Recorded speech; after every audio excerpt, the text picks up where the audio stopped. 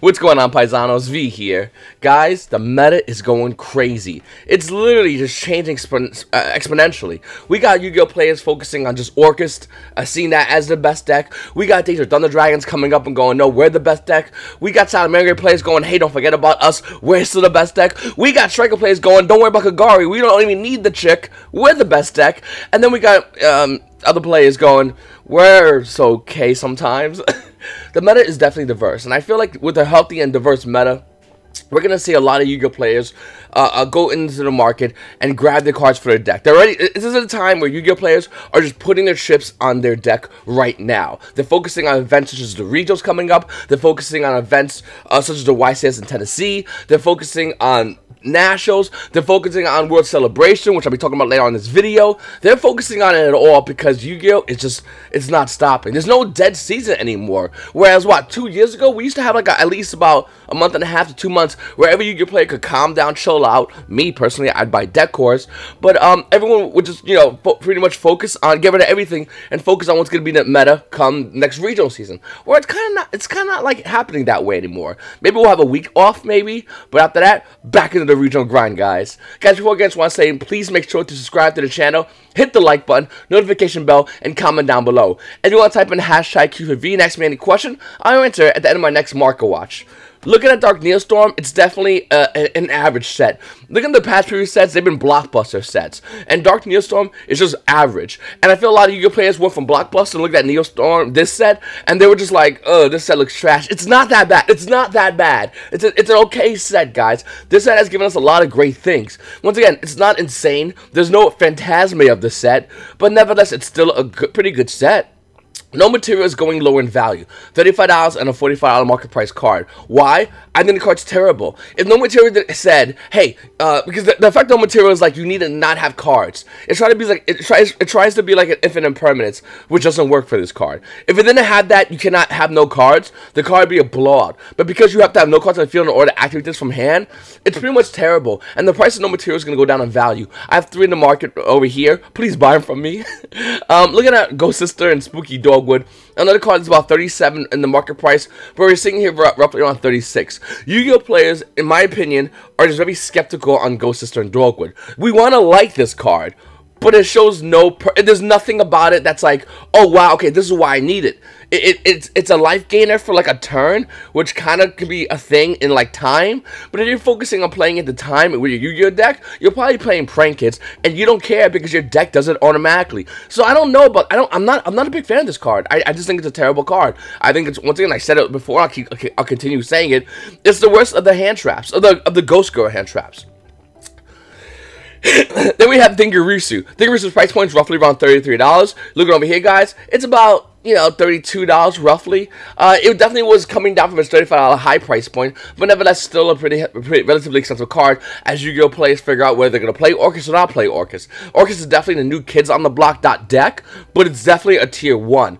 I went to my Louisville regionals this past weekend, had zero idea how to play Orcust, walked into the regionals, I grabbed the bit of Orcust, I thought it was going to be kind of cool, and I did phenomenal. I didn't get my invite. We left round 4 because I wanted Chinese food, because when the minute everyone dropped, I left, but like I was doing pretty damn good with that deck, and I think the deck is relatively a great combo deck that it's kind of fun to play when you play someone like me who plays control all the time. So yeah, no, I think the deck's definitely a good deck, definitely a great contender, and definitely a deck that's tier 1. If someone like me can just pick it up and just do really well at a YuGiOh event. Deck profiles coming up later on this week, by the way. Then we have Cherubini, Ebon Angel of the Burning Abyss. Market price of this card is roughly around $28. That's where it is in the market price, around $28. Burning Abyss showed no showing at all, during like its first week. But looking at YuGiOh events, looking at deck profiles, it's slowly starting to come back. We're starting to see the Earth Burning Abyss build run Cherubini. We're starting to see this deck actually make a waves in the meta. So I'm still skeptical about Burning Abyss, but definitely not ignoring the fact that this deck can easily still beat people. So you kind of got to focus on what this deck does, and you want to learn what it does so you learn not to lose to this deck. You got cards like Silent Mining, which is about $24, matching its market price. Silent Mining is a really weird card for me, because every YuGiOh player I talk to, because every time I see a Salamangreat player, I ask them how many they play.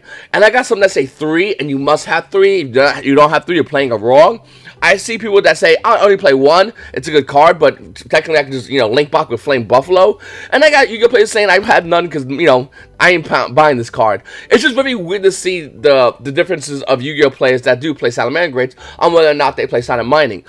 From what I can see, a lot of top tier players are running 3, but there are still Yu-Gi-Oh players that still opt to only run 1, if not none of these cards. So keep an eye on this card. Mech Knight Crusader Avramax, another card that has a $19 market price. It's about $18. The card's going low in value because our extra decks are so tight. Even though this is a pretty good card, we just can't fit this card in our extra deck. We just can't. A lot of Yu-Gi-Oh players have that kind of same opinion mentality. Some can, some can't, but majority of us cannot fit Mech Knight Crusader Avramax in our extra deck. And since we can't fit it, obviously we can't play it. And obviously since we can't play it, obviously we don't need it, and we sell it, and the price goes down in value. Who would have thunk? Then you got Nightmare Incarnation Idly. A $12 card. It's a playmat card, so I think Yu-Gi-Oh players a little more excited about it. I don't hate this card. I think this card has great promise. The problem with this card is I don't know how. I don't know how I could put this card in my deck personally, and how looking at other decks, how can they fit this in on if you once again, if you're playing Orcus, you already know your decks. Try to get your deck to 40 and have all the staple stuff in.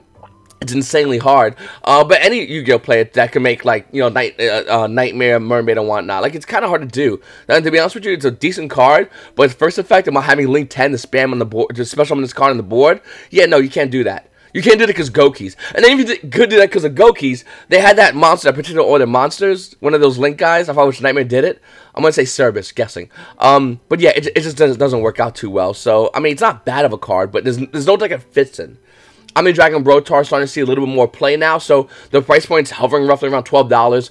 I think it's the Danger Thunder Dragons are kind of using it. But yeah, it's just hovering. It's going down in value. Nobody's playing it. Sell it. There's rumors about it being kind of playable with when we get a Crystal Needle Fiber, but that's so far in the future. You think this card's gonna maintain 12 by that point? No, the cards are definitely a heavy sell. World Legacy Monstrosity is $4. Just get rid of this card. Crackdown's about $3. It's going back down. It's going low in value as more Dark Neostorm is being cracked. You can see over here there's 100 price points of this card. There's a ton of it available. And then you got the Dark Neostorm promos of Amphibious, Swarm Ship, and Blowhorns. Only 15 of them, sure. Guy list got 12 listed, 8 listed. I mean, okay. Nothing too crazy. Mystic Mime used to be, but when it was like $20, it's just $2 right now. So just get rid of Mystic Mime as soon as possible, because to be honest with you, it's relatively easy to repull these cards. Alright, moving into other cards, we got OTS Tournament Pack 10. Now, I know something very different with OTS Tournament Pack 10, as opposed to previous OTS packs. Galatea is about 74, market price has it about 72, it's just hovering around 75. I think it's fair to say Galatea is just hovering at 75, and that's it. You got Thunder Dragon Colossus, which was $67. Thunder Dragon Colossus now is like $52. It was like $80 the other day. Blink, it's around 70. Blink again, it's at 50. Thunder Dragon is still a great deck, by the way. I think Thunder Dragon Danger is still a really, really, really phenomenal deck that's definitely going to get a lot of Yu-Gi-Oh players, their invites, their wins, and all that. I really do. But I feel like a lot of those Thunder Dragon players have opted to play Danger Orcus due to the fact that they had the whole Danger engine most likely, and just putting in Orcus. Some stood and some moved. And with that said, I think Yu-Gi-Oh players that want to ulti Colossus don't care about that now, and they're caring more about ulti Galatea. I could be wrong, but I think that's the whole mentality with it. Then you got Skyscraper Ace Hayate, which of course is the lowest valued card in OTS Pack 10. $36 in the market price, but you're seeing over here roughly around $34 to $35. It's going to continue going low in value. Skyscraper players have their Hayates by now. They just want to sell it and get rid of it and move on. That's all it comes down to. You still have cards like Sunlight Wolf, though, which, once again, OTS Pack has been out for a while, and Sunlight Wolf is still a $6 card. Only 17 prices in the market. You still have Juzakuri being about $4. Once again, guys, realize you pay $5 for entry, and you have chances of getting these cards that pay for your entry on the Yu-Gi-Oh! Locals. Then you win the event or top the event, and you get more OTS packs, which has more chances of getting cards like Sunlight Wolf, Hayate, Colossus, Galatea, or even Juzakuri, which is $4. Babel, which is $3, and this will sell like that because Orcus players, they only need one, but they will buy it. Heat is still about 3, which is a phenomenally needed card. Thunder Dragon players always want Battery Man Solars. Relay is a common, and it's $1 common for this card. It's just, like I said, the OTS pack market is really insane, and the reason why is Konami changed their whole algorithm when they decided to release OTS pack 10 to local stores. Stores have a set amount, and they want more. They have to ask Konami, but to be honest with you, most stores are still going through their set amount. I feel like maybe within a month or two, Konami might get some emails from a bunch of stores going, hey, we ran out of OTS pack 10, and then we'll see what happens. If Konami really has them and not extra ones, or just goes wait until August when we release the next OTS pack. But with that, that's why OTS pack 10 is so limited in the market, because there's a limited amount of quantity of this set in the market. And since there's a limited amount of quantity, stores are trying to give as many out to the players, but not try to give too much in which the store doesn't have extras, to, you know, of their reserve of OTS 1 pack 10. This is a spice for kids to come to the shop, and this is why stores are not giving like 50 out, or as many as they did when OTS pack 9 or 8 was out, when they were getting that set. So that's why I feel like this is happening with this set. So these prices might stay pretty high for a decent amount of time. You might see a good floating price point for Galatea. Thunder Dragon Colossus, definitely, I can't predict that price point. I think it's going to continue to drop, even though it's a great looking card, beautiful looking ulti. High J is going to continue to drop, but Super Rares will definitely still have value, as well as Galatea. Next, Savage Strike. Now, you can get a box of Savage Strike. You get Special Edition Savage Strike. Hey, you can even get a Phantasme, which costs more than both of them. Look at that Phantasme price point. It's about $106 for Phantasme. Market price is $111. The weird thing about Phantasme, and this is the weirdest thing about this card, is whether it's seeing play or not.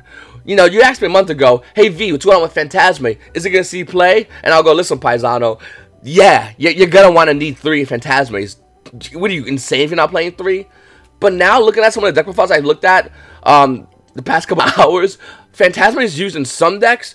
It's even sided in some decks, and some decks aren't playing it at all.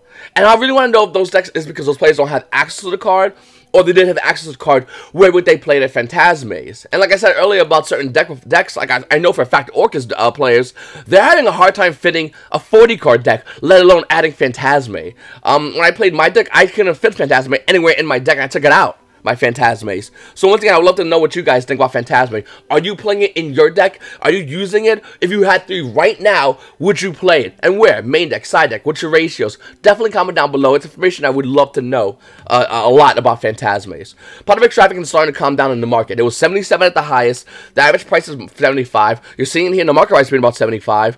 And we're seeing unlimited versions be about $72 for an unlimited version of Extravagance. As far as first edition Extravagance, well, that's where things get different. Once again, these are unlimiteds. First edition Extravagance are starting at $78. So Extravagance is still a money card. It's just the unlimiteds are cheaper right now as of the moment. I feel like Yu-Gi-Oh players that are playing Mystic Mime already have the Extravagance, or are opting to play other cards instead of Extravagance because it's so high in price point. And that's what we might be seeing. I think we would have to really see what happens with the YCS come Tennessee to see what happens with Yu-Gi-Oh players and how well this card does in the top cut deck. Because when you're looking at this card, you can't look at what deck it fits in. Or I think we're beyond that. I think this card has a lot of variants of decks it can fit in. It's about what can this deck fit in top tier cut decks. So at a top 32, 64 decks, how many red Extravagance? It don't take a lot for this card to maintain a high price point, but up until that happens, we might see Extravagance either stabilize in price or slowly go back down in price up until the YCS and whether or not it sees play. Then we got Borderlord Savage Dragon, $16, nothing changes. Trickster Corbane, oh, that's a thing. Corbane's price point is about $12. Now, the Trickster is another part you can run in Orcus, so that's as simple as that. Psychic Wheel is about 7s, which is right, no big changes. World Legacy Guard Dragon about 5s. Hopefully you have these already. These were kind of around $4 price point. They might be going back up in value. I'm not a big fan of hold cards until we get Needle Fiber mentality. But seriously, hold this until we get Needle Fiber. It's way cheaper, and I mean you can sell it now if you want to, but I still hold my playset. Alright, Paisanos, looking at Cosmic Cyclone, why the hell is this card $22? In a format in which we have the life point thing going on. You know, that thing that goes, hey, 40 minutes, stop whatever the hell you're doing. And who has high life points? You? Okay, congrats. Sign the slip. Oh, you're crying? Get over it. Listen, Cosmic Cyclone is a great card, and I think in the previous format, time ruling format, it was even better because you had turns to make up that 1,000 life point differential. Now in this format, cards like Solemn Strike, Solemn Warning, Solemn Judgment that we have access to, it's just whether you want to play it or not is a whole different story, because going into game 2, game 3, you might not have much time, and if you Judgment your opponent in game 3, you better take him out that turn, or else you just lose because you. Looking at cards like Cosmic Cyclone, Ultimate Rare, it's very high in value. I guess Yu-Gi-Oh players decide to get this to fight against two Dracos, and I get that, sure, totally. The problem is, it's just not good enough. It's just not going to do it. In fact, you're going to opt to play cards like Galaxy Cyclone, which is not only good against true Dracos, but good against Orcus, because you can hit a set card, because when they go off, they want to set at least 2 cards, so you can hit one of the set cards, and then in the following turn, you can Cyclone to get rid of a face-up card, whether it be the Orcus, the boots, or Babel, just for the turn, because it stops Orcus from using their monster as quick effects in the graveyard. So Galaxy Cyclone might be a good card. And before you go, wait, V, do you have yours? You damn right I do. I bought 3, and I made sure I got shipping before I mentioned this card, just in case this card gets a buyout. I don't think it should, but if in case it does, I got my 3. Hopefully you guys got yours. Even if it's Megaton. I mean, to be honest with you, dead serious. Megaton versions of this card and the original look really exactly the same. It's not many in the market for either or, but I just, you know, you do what you gotta do, boo-boo. And look at Premium Gold. This looks so ugly. This is like Down syndrome space. Alright, look at that Call by the Grave from Extreme Force. Had a buyout. Now, this is why Konami, you should have given us as an OTS pack either Super Call by the Grave or Ulti Call by the Grave in OTS Pack 10 instead of Hayate. Strikers got enough. They're full. Don't give them any more. Look at the Call by the Grave of Super Rare from Extreme Force. It's about $18 on the card. That's $11 on the market price. And even $11 is too high. Commons, you say? Sure. If you have Flames of Destruction commons, you have almost a $5 common. Call by the Grave's market price is roughly around $4.60. And for Unlimited, it's that price point. $4.60 for Call by the Graves. An extra 10 cents gets you first edition. Nevertheless, it's almost a $5 card for a common from Flames of Destruction. By the way, Flames of Destruction has been out for, I don't know, a long while, Konami. You should have been made a Call by the Grave an OTS pack card. You should have been made a Call by the Grave a reprintable card that came out in a subsidiary set. This should have been done, but it hasn't. And this is what happens with the market. Hopefully this gets fixed. I really would love an Ulti Call by the Grave. Once again, guys, let me know what you think. I'm talking like Ulti Ash, Ulti Desires, Ulti Call by the Grave, OTS Pack. I'm sorry, we didn't give you these cards earlier as their higher rarities. That's literally the name of the OTS Pack. Just no one numbers, just letters. And those letters say that. Kind of like what Premium Gold is. Premium Gold, I think 2019 is a I'm sorry about 2018 here, that set. And it's a really good set, to be honest. And I'll go over that in the next in another market watch. Archsphere Eccentric is another card that's kind of tricky in the market. $3 on the market price. When we look over here, guys, we're seeing the card be about $6 for Archsphere Eccentric. I really don't know why. I guess Pendulums want a way to stop. Excuse me. Pendulums want a way to stop Mystic Mime, I'm gonna guess, or maybe 2 Dracos. Nevertheless, Archery Eccentric, Clash of Rebellion, Secret Rare, beautiful looking card. And if you don't want the Secret Rare version, but you still want Archery Eccentric, don't worry about it. Besides that gross looking version, you got the Super Rare, that's 20 cents. You got Commons, which you probably already have, and didn't even know you have already, actually. So you still have other versions. But you want the higher Secret Rare, Archery Eccentric, that's like $6. Then you got cards like Gaia Drake, the Universal Force, a card which has a $5 market price, but it really doesn't have that market price. Unless you want a German or a Spanish one, which is about cool $23 to $25. First edition versions, let you play it about 30s. Near mint, you're looking at about $36 for this card. A card that came out in Star Strike Blast. Why so much money? Because Star Strike Blast. Other cards like Phantom Black Fogblade are already starting to go high in value because of Orcus players and how easily you could pop out 2 set on the field as you're doing your Orcus combo. I feel like with Fan Knights, you don't really call them Fan Knight Orcus. You just call it Orcus featuring I get 2 Fogblades on my field face down. Deck. And looking at Fogblade Secret Rares, they were $9 and now they're $15. Battles of Legends with Legends Revenge. And this is why I'm so excited about the next Battle of Legends set, because now this kind of makes it, I mean, you can argue about it all day long, but I think it makes it almost official. The past 2 Battles of Legends sets have been blowout sets. And they're shooting when they first came out, they had some hype having you look over here. And then as time went on, there was value just moving on. Cards like Cyber Emergency, Tricks of Reincarnation, number 75, which hit about $35 to $40 hype price. Phantom Knight Fogblade joins that party. Also, don't forget about Gamer Sealed. 27 Dreadnought. Dreadnought was a hype card you sold the minute you got the set. Strongbow was like $30 when you got the set. Dark Worm is $7. Like, can we just agree that this is a valuable set? And looking at the previous Battle of Legends set, that was a valuable set. They just, when they first came out, they had like quick cash, and then everything on the set was just money. Oh, let's not forget about the original Battle of Legends set that had like Danko Sekka, which was $1. But yeah, looking at Fogblade, you have the ultra rare versions. They're about $9. no, they're about $11 as opposed to their $6 market, $7 market price. And then you have the commons that came on legendary hero decks that are $3, which actually match their market. They just match their market price. But you look at the other versions, yeah, they're a little bit more. Now, looking at Fogblade Secret Rare, once again, guys, seen over here, it's $15. It actually moved up more on the market, and the market price still had it at $9. Secret Rare Fogblades is just going crazy. Real quickly, I just want to give a shout out to the guy who let me buy Fogblades at regionals, vendor, for $8. He said you should have listed at $10, but he hooked me up with an $8 to a set of Fogblades, 2 Fogblades. Thank you so much, seriously. I don't think I would have bought at the Secret for $10. I don't know why I wouldn't have bought it, but thank you, seriously. Looking at Phantom Knights of Silent Boots, market price is card's about $4. You're seeing about $4. You need 2 of these. It's not really as expensive. I think Fogblades was the real money chaser card. They both came on the same set though, which is kind of weird. But somehow the market decided this is the money one, even though there's only 20 prices listed. Let's hit a refresh on that page. Then you got the Wing Rares one, which is about the Super Rares, which is like, you know, $1 if that, matching its market price. And then you got the common one, which is 29 cents. You really just buy at least Super Rares. Super Rares actually look really nice of boots. I actually own these. I like these a lot. Then you got an Ancient Cloak, another card that has Secret Rare, which is once again $3. The Ultra Rare, which is about $3 to $4, the original print. Nothing really too crazy with this. But yeah, Fogblades is the money one. You got Corbin. Talked about Corbin already. Reincarnation, another card that's going higher in value. Let me hit the refresh on this card real quickly because I feel like it moved up. No, it didn't. Okay. Reincarnation, Battle's Legends was about, what, $6, I believe, on release? Now we're seeing Reincarnation go to $11. The crazy thing about this card is it's going to go back down in value, not because Tricksters are a bad deck or the variants using Tricksters are bad. No, it's because it's for me, it feels like Strikers. Everyone goes in to grab what they want and quickly just doesn't want what they don't want, and they either get rid of these cards or they hold it. Nevertheless, nobody's buying more, and the value decreases on Reincarnation. So don't be surprised if the value goes down a bit. Could it go back up? Sure, but don't be surprised if it goes down for a bit. Then you got cards like Soul Eating Over Raptor that came out in Structure Deck Dynamash's Fury. Yeah, this card's about almost near $7. Near my first editions are 6s.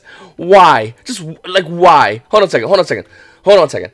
Clicking on this, by the way, no one buys this for $30. That's just, you know, rip-off prices. If you see this at like a Target or Walmart or GameStop, you see this, buy it. And the reason why is because the first 2 cards make your money. Over Raptor sells for $6. Twin Twisters are almost near $5 after fees. There's your Structure Deck.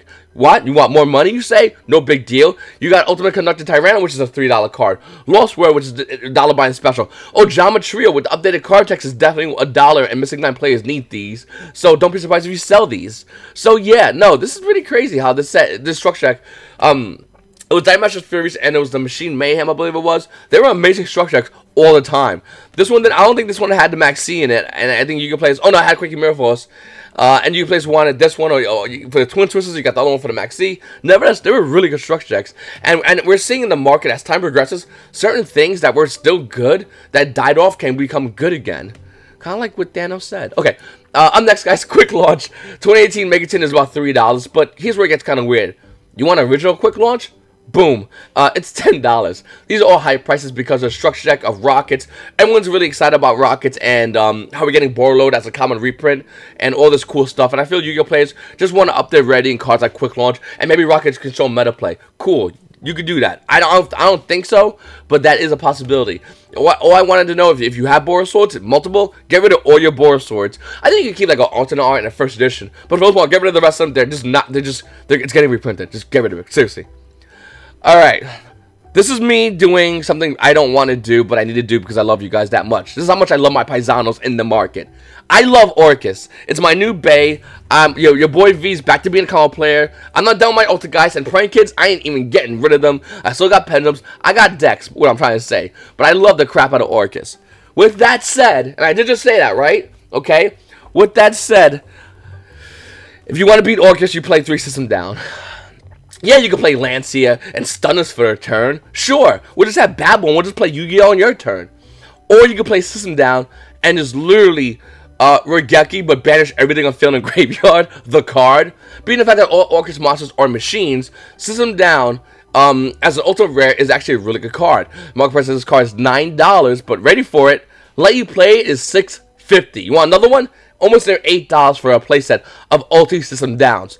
Yes, there's other versions. It came out, I believe, as an OTS Super. You might already have it. It's already got reprinted as a common. Max Rare System Downs, boom, right there, guys. It also came out as a rare, which is $1, $2. Super Rare OTSs are literally $2 for System Downs. And then, like I said, you got Commons, Legendary Collection 2, Cybernetic Revolution, Raw Yellow Mega Pack. What I'm trying to show you is you pay 1,000 light points, you banish all face-up machine monsters your opponent controls. Oh, by the way, and in their graveyard. And before you go, wait a minute, V, Orcs could chain to that. Yeah, no, they absolutely can. But at the end of that chain is system not resolving and blasting everything to the banish pile. Now listen, I want to apologize to all my Orcus friends, my fellow Orcus players. I'm a Market Watch guy. I have to be unbiased, and this is a phenomenal card. I can tell. This is like the D-Barrier that nobody knew was D-Barrier, and Pendulum was like the best deck. You just go, oh, play D-Barrier, and nobody knew about it. This is what this is. Yes, it's not a trap card, but once again, Orcus goes full combo. You just play system down. They don't, unless they get the crescendo out, they don't really have a way to stop this. They eat this and more than likely scoop. So you're welcome to every YuGiOh player. You better subscribe to this channel. You better like this video and hit the notification bell because I just gave you the one card way to beat Orcus. Once again, you can stun us. We're going to play on your turn. You can system down us. We got to rebuild what we don't have. So, moving forward though, Chaos Trap was another great card that I think YuGiOh players might have to start playing. Yes, we have Solemn Warning, Solemn Strike. Yes, I know about the time rulings, but Chaos Trap is one of those cards that just negates and then banishes. And we're kind of getting into a format, and looking at all the meta decks, besides maybe Strikers, I still think good against Ray. Light and Dark monsters, whenever they be special summoned, you just pay those in light points and get rid of them. They're gone. And I think this is a really big card. I think a lot of YuGiOh players might have to start playing this card. Your opponent starts their Orcus combo, you midway through, you Chaos Trap hold them. It's a good chance they're going to stop their combo. Chaos Trap came out on OTS Tournament Pack 3 as super rare. It's 35 cents. It's a really good card. Then you got White Mare. Why? Why is this happening? $3 market price. White Mare is $19. Listen, I get it. It's funny. Oh, I get it. It's Starship Blast, so it's a legacy set. White Mare was a short print. Listen, paisanos, nobody gets it more than your boy V. But it's dumb. This card's doing nothing. And if you go, V, there's a deck, I don't want to hear it because the answer is no, it's not. I just don't think this card should be at a high price point. Then again, let's just add to a list of things called just a reprint. This will eventually get a reprint, and the prices will go down in value. So if you are looking to play White Mare for some ungodly reason, realize this is going to get a reprint. So just relax, calm down, sit back, and watch the reprint happen at $19 card become a nickel. Gravity Behemoth is $16. And if you think this card's good, you're once again, please show me. Show me, senpai. I need to learn. If it's not the first turn of the duel, and there are no cards on the field, you can normal summon this card without tributing. You can show all field spells on the all field spell cards on the field. This card cannot attack the turn you activate this card. This card's horrible. Like if it banished all field spells in your opponent's deck, it'd be kind of playable. But even still, if it's not the first turn of the duel and no cards on the field, like what? You have to be open to being OTK'd in order to bring this card out, which has 2300 body. And it can't attack. And it pops one field. Just play MST. Like, it's just not worth it. But because of that, Champion Pack 8 Super Rares, I get it, hard to find. So, $16. Then you got Red Eyes B Dragon. And before you say, V, this card's terrible. Yeah, no, it is. You want to know what collectors do to markets, though? Market price has this card at $15. Start looking at your dollar binder, boys. Unlimited versions, lightly played, unlimited, are $9. First edition versions of this random collector's card that's from original set. Well, let's just start looking in, shall we? First edition versions, even heavily played, are $70. God, that's insane. We don't have a first edition on the market. There's no first edition on the market. Heavily played are $80 of Red Eyes B Dragon, first edition from the original set of Legend of Blue Eyes. So I guess what I'm trying to say is, look through your dollar binders. Go find that little scrub you pushed out down the street the other day. Pick him up, clean him off, go in his crappy binder that still uses 9-pocket sleeves that he had to buy at Walmart, and grab the Red Eyes B Dragon, Black Dragon most likely. Grab it and trade it off him. Give him a shiny Blue Eyes and go sell this card for about $70, almost near $80. Seriously, this dirt dank card is gonna be money. It is money. So I guess what I'm trying to say is it's going to be worth more money if you want to hold it as a collector, or if you want to sell it, well, evidently there is a market for it because the value of this card is insane.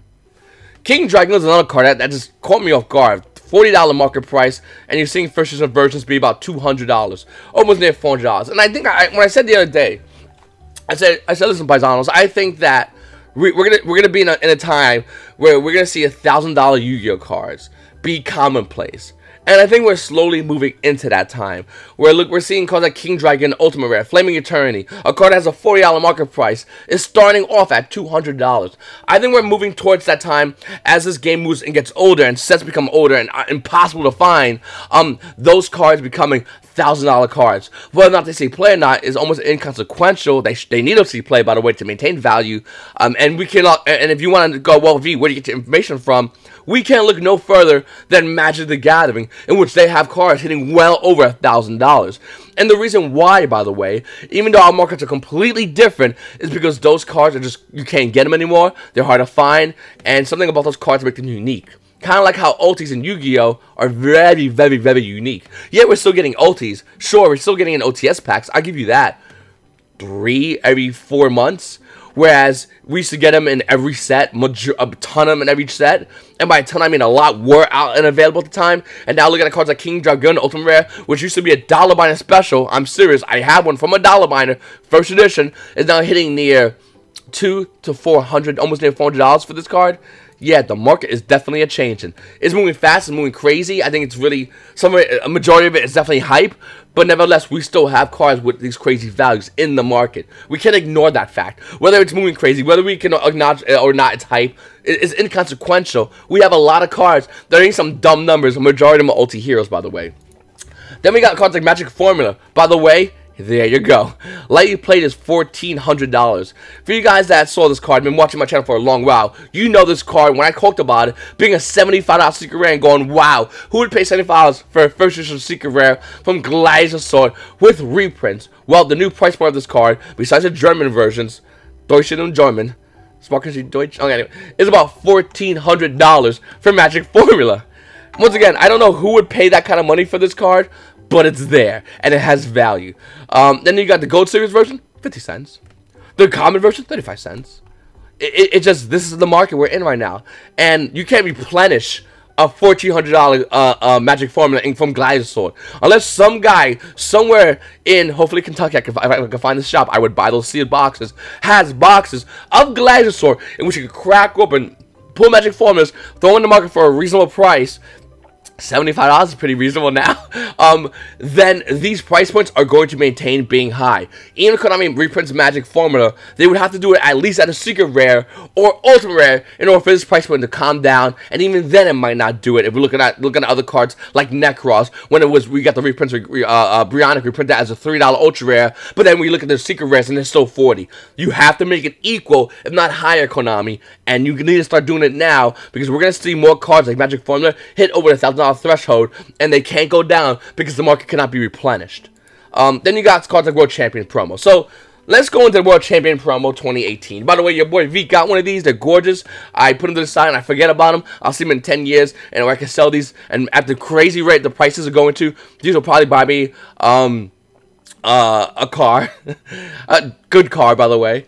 Looking at World Championship 2018 packs, I think it's clear to say that World Championship Celebration has been a success last year in almost every OTS store, okay? Can we just agree on that? That's one. Two, looking at the World Championship Celebration, I think it's easy once again to say the 2019 World Championship Celebration, that's going to happen, by the way, I think it's beginning August, I could be wrong, is going to have promo cards. I can't say this, I know it's for a fact, but no, actually, no, I can't. I know for a fact. We're getting promo cards for 2019 World Championship Celebration. With that said, by the way, they might do something for Duel Links. That's a whole different thing. I can't really speak to that because I just lost interest. I heard the word Duel Links. My brain went. With that said, World Championship 2019 promo packs will probably have cards that have value. Can we agree on that? Well, looking at that value, let's just talk about for a quick second about certain things. Konami has just recently stated that they're making them cards, reprint the cards as prismatic Secret Rares. This is a bigger deal than I think a lot of Yu-Gi-Oh players take for granted. And I know this market watch is going for a long time. Sorry to those who want a quick market watch. Looking at Blue Eyes White Dragon, the high value ones, obviously the World Championship 2018 one is the highest value. You got the Dual Tournament Preview, which is right behind it, Retro Pack, all this, but the one that a lot of Yu-Gi-Oh players want for Blue Eyes, which I can't seem to find, is probably sold out, what I'm guessing then. The one I can't seem to find is, no, it's not sold out. Okay, is the Prismatic Secret from the video game, the Game Boy version. Let me see, Dark Magician, I can find it. will be the Prismatic Seeker version of Dark Magician as well as Blue Eyes from the Game Boy. Actually cannot find it at all. Anyway, those are the very valuable ones. With Konami reprinting cards in Prismatic Secret in the Megatons, if the Megatons are a huge success, by the way, they're going to be naturally because they have great reprints. They're going to be naturally because the Megaton itself is going to be a collector's item, especially if you say it with the Yu-Gi-Oh! Playmat, because collectors love things that have synergy and remind them of the original Yu-Gi-Oh! Show, like Ghost Sarcophagus, which is exactly the same thing that Yu-Gi-Oh! Had his Millennium item in, so that's a huge collector's item. Besides that fact, once again, besides that fact, okay? Besides that, there's a chance that we can see cards like Blue Eyes White Dragon and Dark Magician reprinted as Prismatic Seeker Rare. And this is insanely huge, because before this was the money cards, the original versions of Blue Eyes White Dragon and Dark Magicians that were done Prismatic Seeker Rare were done in Dark Duel Stories, which is over a decade ago, been released. Konami, I think, has realized that and noticed that, and is now, in my opinion, going to be looking to make more cards in Prismatic Seeker Rares if, once again, the Megatons are a huge success. If that's the case, the Dark Duel Stories versions of Blue Eyes White Dragon and Dark Magician might lose some value. Wouldn't be surprised if their reprints are exactly the same of how they originally look at reprinted, graded 10 versions of them. With that said, what would be the most valuable version of these cards? Blue Eyes White Dragon and Dark Magician from World Championship 2018. These are going to go only higher in value. These will only increase in value. Hold these, and if you're a collector, get these before there's none on the market. There's only two of them together, and then you have 5 in each of the individual ones. Seriously, get these before they're gone. They're worth an insane amount of cash in the future. Also, keep an eye out for the World Championship 2019. Those promos most likely will be huge collector promos. By the way, if you want a Cosmo Queen signed by vctrfs, it's about $100. I don't know. This was shown to me to mark my live stream the other night, and yeah, no, this was about $100. You can see it over there. I don't know who would pay $100 for this, but it's just kind of funny. Oh, by the way, when you do sign cards, they have to be listed as damaged. The guy provided the pictures of how they looked. Every signed card is listed as damaged, but yeah. But you don't have to do this if you don't. I mean, you can join the Patreon, and I'll send you a signed card. I think you gotta join like a $5 tier to do. I gotta really fix my Patreon, add more tiers, but yeah, no, if you want, this is my favorite card though. The McDonald's version of Cosmo Queen, it's my favorite card artwork wise. I think this is my favorite artwork in Yu-Gi-Oh! Even to this day, it's probably my favorite artwork. The original Cosmo, by the way. I really wanted when they made Cosmos, and I really got excited about Cosmos because I really thought they was gonna implement this character in the storyline. Queen of the Galaxies and Mistress of the Stars. I just love that line of the artwork. That's how I was the strongest spellcaster. This is a cool card. Common question of the day comes from